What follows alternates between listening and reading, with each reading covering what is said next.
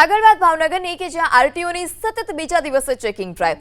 આરટીઓએ શાળા કોલેજ વાહનોમાં જતા વિદ્યાર્થીઓનું ચેકિંગ કર્યું. કાળિયાબીડ વિસ્તારમાં આરટીઓની ચેકિંગ ડ્રાઈવ. લાયસન્સ વગર સગીર વયના વિદ્યાર્થીઓ સામે કાર્યવાહી કરાઈ છે. કુલ 22 વાહન ચાલકોને દંડ ફટકારવામાં આવ્યો.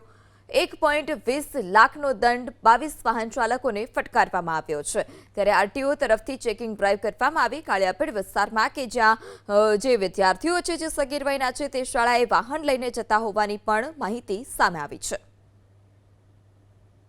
વાહનોની યાંત્રિક સ્થિતિ સારી છે કે કેમ, પરમિટ કન્ડિશન તથા એવા ખાનગી વાહનો જેમાં વિદ્યાર્થીઓને બેસાડવાની પરમિશન નથી એવા તમામ પ્રકારના વાહનો વિરુદ્ધ આજે અમે ડ્રાઈવ ગોઠવી અને તેમને પેનલ્ટી ફટકારવામાં આવી છે. અને આ ડ્રાઈવ અમારી સતત રોજે રોજ શહેરના અલગ અલગ જગ્યાએ શરૂ જ રહેવાની છે.